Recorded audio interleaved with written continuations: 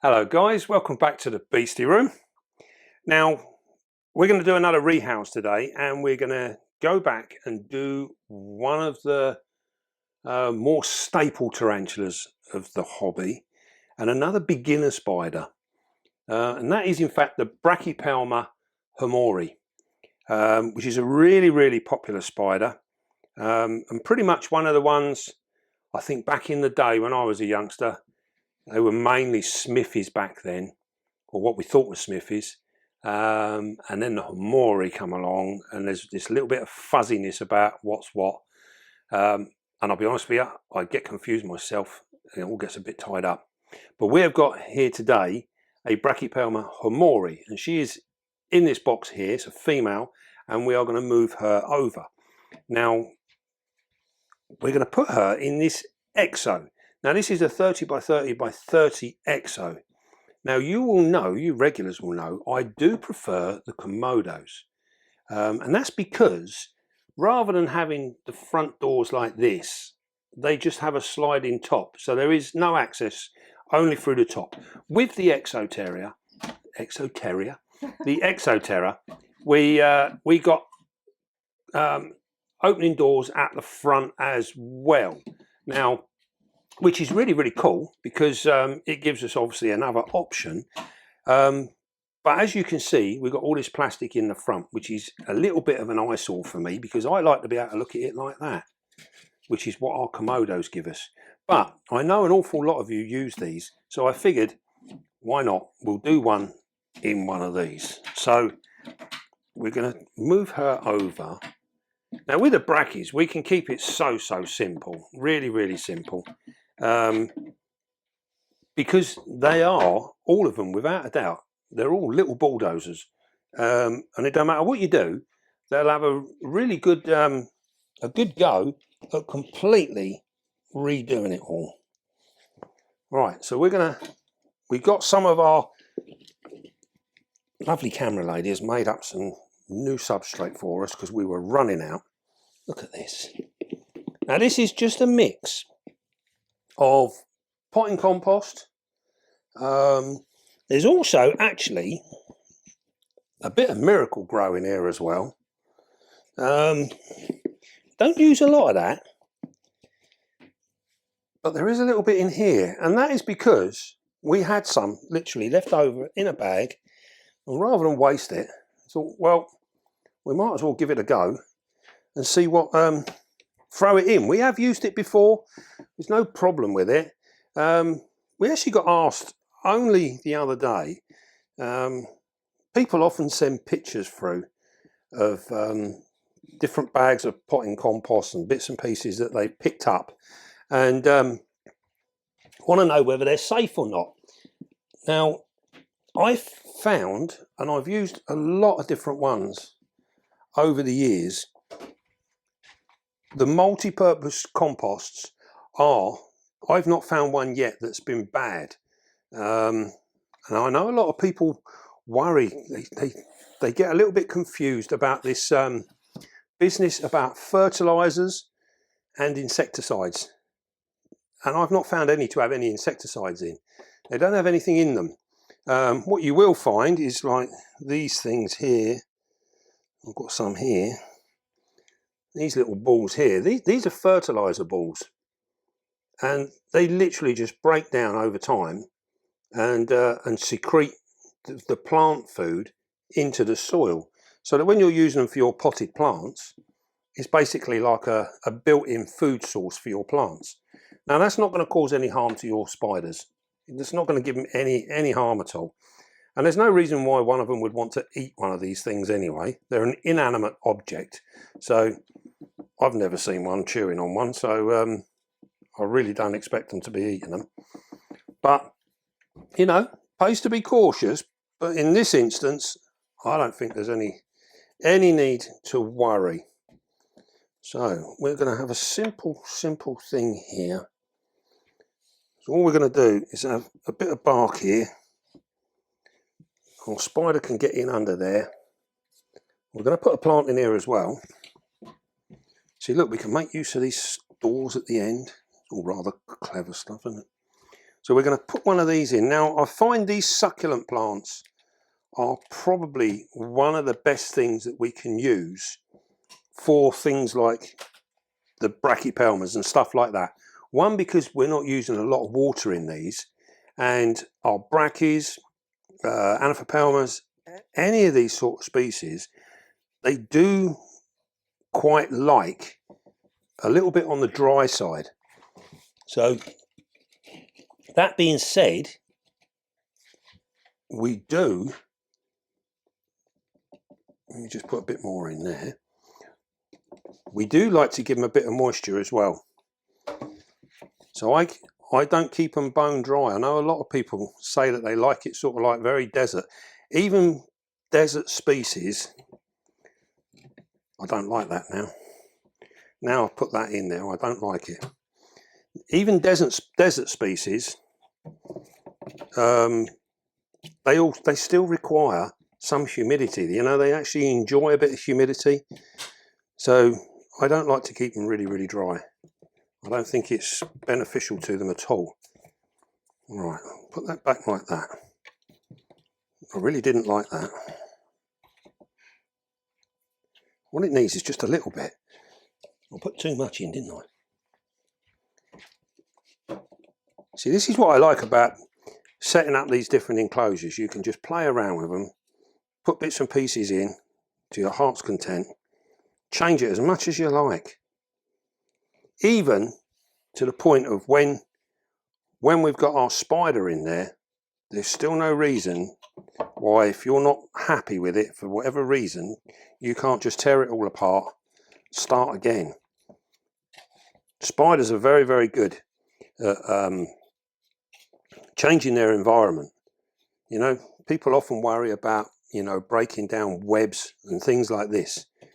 You imagine spiders in the wild, their webs get wrecked regularly by mammals, just the weather alone. You know, we get a bad storm, any spiders, especially something like your garden spiders, the things that do these lovely big webs that cover bushes and things, they get absolutely wrecked in no time at all. As soon as the weather calms down, that spider will go out, and within a couple of hours it would have rebuilt everything that it done. So don't ever feel sort of like worried that if you've done something and you're not happy, just change it. Your spider will thank you for it later, and they would just get on and rebuild everything that you've torn down. They'll change it. So all we've got now is we've got a real nice, easy enclosure here. And the good thing about something like this is if you're new, you're a beginner to the hobby, something like this is minimal maintenance. You know, there's nothing going on here. Oh, it's really, really, really easy maintenance. So you've got very, very little to worry about. As long as your spider's got a water bowl, that is pretty much it. There's not a lot else going on here. And when we were talking about the humidity for this particular, pardon? You're going to show us? Yeah. When we were talking about the humidity for this particular spider, we will gain everything we need through that plant. That is all. We just look after that plant, that will look after the rest. And that is all our spider needs. So we can allow this to dry out, but by watering our plant, we will keep that little area there with just that little bit of moisture in it, and that's enough to give our spider what it needs. So it doesn't need any more than that. It's such an easy thing to do. So we're going to move this over here. There's never quite enough room on here. Let me get that right. Make sure it ain't going nowhere. That's it. Let's have a look at our spider, shall we? Right, we're going to get, I don't think we'll only need the small piece of wood for this guy. Now these generally, yeah, this girl. These generally are very, very placid. So they're quite easygoing spiders. They can be a little bit flighty, so they can sort of tear off in a bit of a mad haste, but they're not a defensive spider as such. Now, that being said, you will often see people actually handling these, you know, physically holding them, moving them around in your hand. And I know as a beginner, this is very, very tempting, and you may well want to do that. I've got no problem with people handling stuff, providing you're very, very careful. Now, I personally don't handle my spiders. It's not something that's ever really interested me. I just don't feel the need to play with them like that.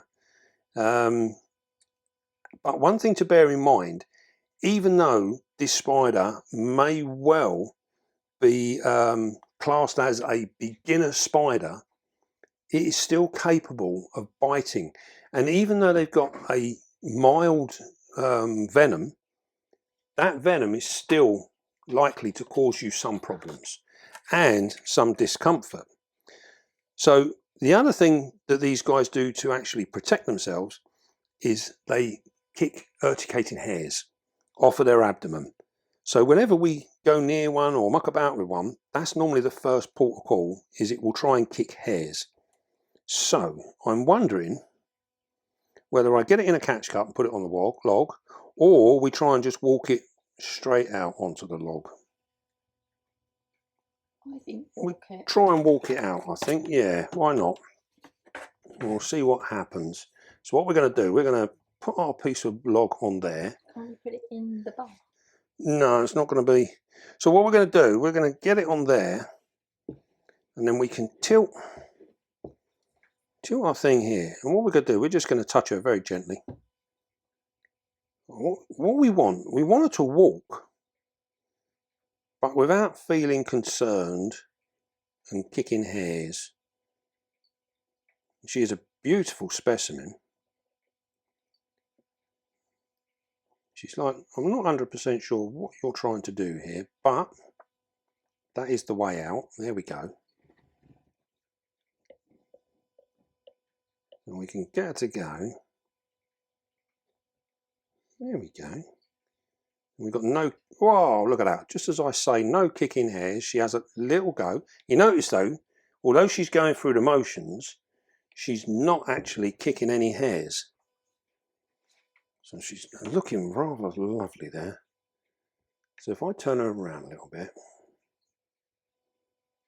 these really are very, very pleasant spiders to work with when they're not kicking hairs. There we go. And you can see why they're so popular. The colouring, they often get their name, the Mexican redknee, and you can see why. I mean, it's self-explanatory. They really are very, very pretty. Now, one thing that's really worth mentioning here between the Brachypelma hamorii and the smithy, the Brachypelma smithy, you will get people say that they can visually identify these things. I'm not 100% confident with that, and there are people that are far better versed in identifying the two, but they are very, very difficult. There's so many likenesses, and to be able to say categorically that you've got one or the other certainly takes some real sort of understanding and some real knowledge of the two separate spiders. And I'll be honest, I do not feel confident enough to actually, I wouldn't like to say which was which, even putting them side by side. I mean, there is differences, but it's quite a difficult one, and it's quite a dodgy subject. You know, it creates a lot of arguments within the groups on Facebook and things like this. People arguing about what is what. So yeah, we try and stay well clear of that.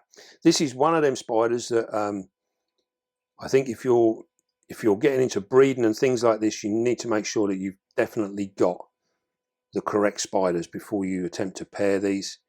And And by getting the correct ones, I mean getting people that actually will guarantee that they can identify it, you know, real experts in the field of brachypelmas. That is the safest and best way to go. She is in absolutely beautiful condition. You notice here on her abdomen here, it's lovely. A nice chocolate brown with them orange setae running all the way through it. The hairs on the abdomen really, really stand out. Now, you might think that it's the long hairs, the light coloured hairs that you see on the abdomen. You might think it's those that they flick up, but it's not. It's the really, really fine brown hairs that they kick up. And when that goes up, it's almost like dust. And it's almost like a bit of, what do you call it? You know, like sort of dust and fluff. And you will see it, if you catch it in sunlight, you will actually see it just moving around in the air. And the slightest little air movement will carry it a long, long way. And of course, 9 times out of 10, what makes these so uncomfortable is because we keep our rooms and our spiders warm. Like now, I'm in this room in my t-shirt and it's warm. So my arms become just like a very, very faint sweat on your arms. And the hairs will literally float around in the air and they will land on you. And the minute I rub my arm like this now, and all I've done is impregnate them hairs into my skin. And then I become very irritable because I'm itching and scratching and what have you. And I keep well away. And you keep well away from them, don't you? You don't like the Mexicans, do you? No, I don't like the brackies at all. They're very, very pretty spiders, but they do come with their problems. The autumn, however, could do that all the time. Yeah, you like the autumn, don't you? Yeah, they're a very, very pretty spider. Very, very basic care. In terms of heat, these guys, they're going to like it warm. This is not a spider. I think we said this before with maybe the curly hair. You know, if you're having problems with your spider being in pre-molt for any major amount of time, we're talking months at a time, and not feeding, this is generally because these guys are too cold. I do honestly believe they are kept too cold. So if you're one of these people that is sort of determined to keep these spiders at your room temperature, which fluctuates throughout the day and night, you will have issues with these. If you buy them as youngsters, juvies, from sort of like an inch up, if you keep them warm, these guys grow at a moderate rate. They are not as slow as you would be first sort of people would have you believe.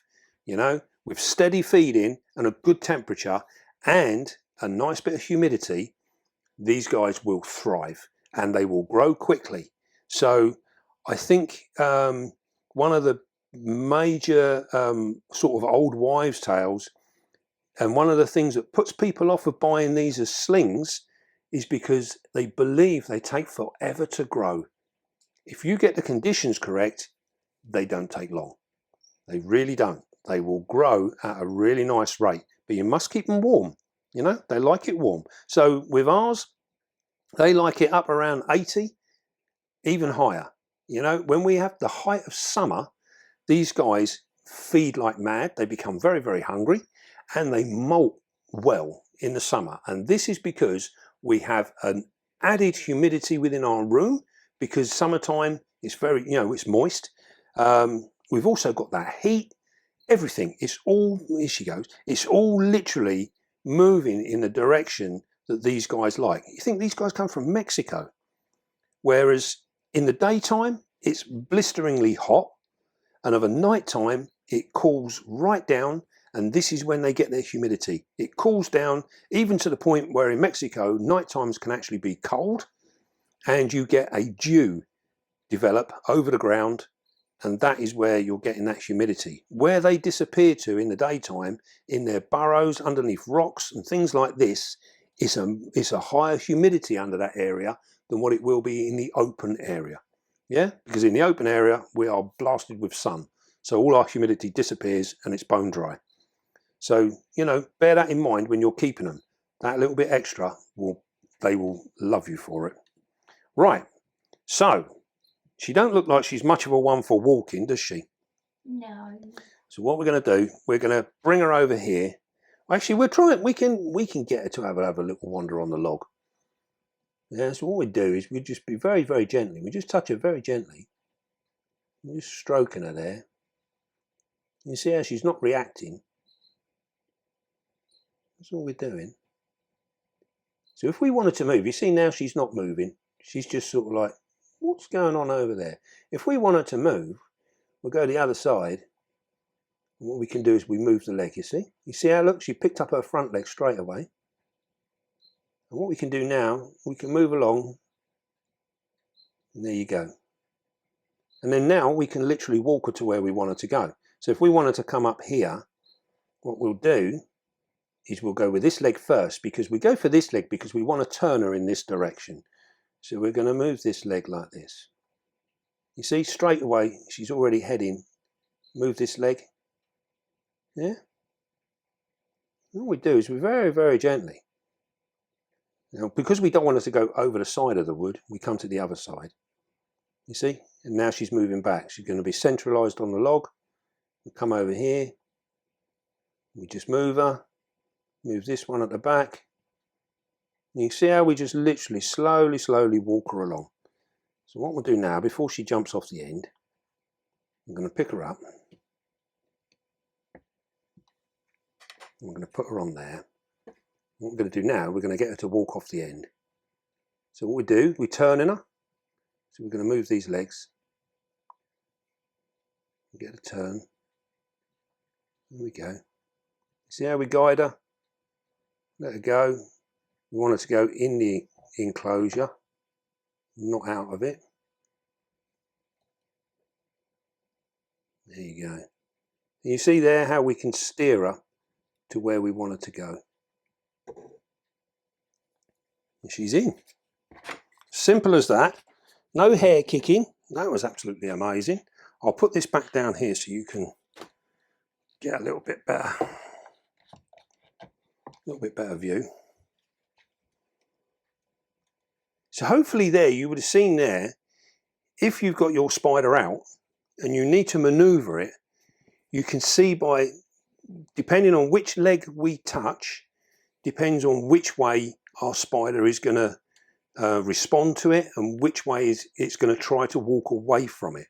So what you're doing is your spider is in effect trying to get away from this annoyance, which is your paintbrush. Yeah, your paintbrush is the annoyance. So it will try and always move away. So if you imagine you've got legs all the way down one side, the very end ones will turn you sharply, the ones in the middle will turn you gently, and this is how we can work it. So we can just touch them, and then if it goes too far one way, we just go to the opposite side and we touch the relevant leg to where we want it to go. And hopefully, as you would have seen there, we can move her around and get her to do what we want her to do. Now, so what we want now is we're going to try and get her to move more into the enclosure. So by touching the back leg, she will go forward. If we just want to turn her, we will touch the front ones, like so. Yeah, you see there? So now she's going in. So now what we do is we follow it up with the back, turn her, because we don't want her coming back out again. And there you go. And we can actually get her to come up the log. There you go. Do you want to get a lovely picture? She looks gorgeous. I think we should. I think we should get a couple of pictures. This is the bit that I always forget. She looks lush.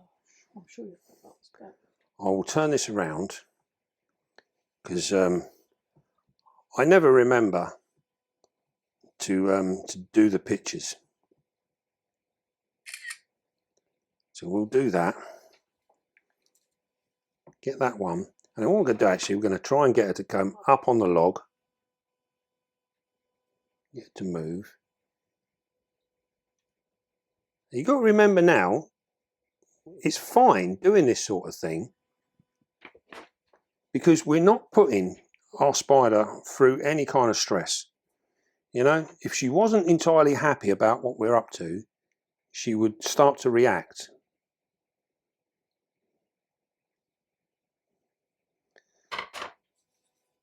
And we would see that reaction in different forms.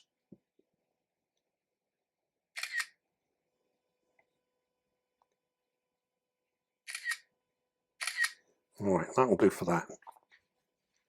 So we will see her reaction in different forms. But as you notice there, we didn't see any agitation from her at all. Even when we moved her out of the box, she had one little tiny kick, but you'll notice that it was more of a, almost like a reaction to her. It was like an instinctual thing to actually do. No hair came off whatsoever. So there was no intention there, which was really nice because I'd be itching like mad by now.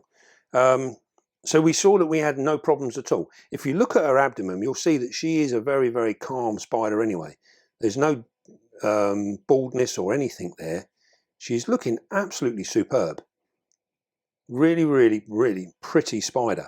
And again, the things that make these good beginner spiders is, one is their attitude, the way they behave, the fact that they're not silly in any way. They really are calm.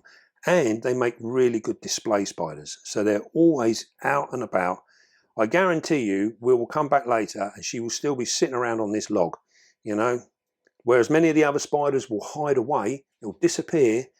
These sort of spiders, often or not, will be sitting outside enjoying whatever's going on. What are you feeding? What are you feeding? Feeding wise, we can feed this girl absolutely anything. We don't have no problem with these refusing food, and I put that down to the fact that we keep them warmer. They'll take any kind of roaches, locusts, crickets, you name it. An adult like this one will just tackle anything at all. If you're getting them from slings, just always put appropriate size food. One thing I have found with these, when they're very, very small, when they're very first hatching slings, quite often or not, they can be intimidated by the food. So if you just give them real small items and quite often pre-kill them, just pop them in, drop them in front of them, they will come and scavenge on them. And then once they start getting a little bit of size and a little bit of confidence, they then take food really easy. But if you want to, as a beginner, you want to look at getting something like this, I would get yourself a juvie of probably about so big, you know, maybe an inch and a half juvie, and you will find that spider will be pretty much bomb proof. You really can't go wrong. This is ideal for a forever home for an adult. 30 by 30 by 30, more than enough. It's going to be ample room, and she'll live her days happily in this. And this is it. They're such easy, simple care. Nothing to worry about whatsoever. Very, very cool spiders. Right then. Well, I hope you enjoyed that. And we will do a few more. We got a few more sort of beginner spiders, and we'll showcase some of them, have a look at them. And yeah, we'll see how it goes on. She's going to have a little wander now and investigate her lovely new home. Right then. Don't forget, be calm, be gentle, and love your spider. And I'll see you all soon, guys.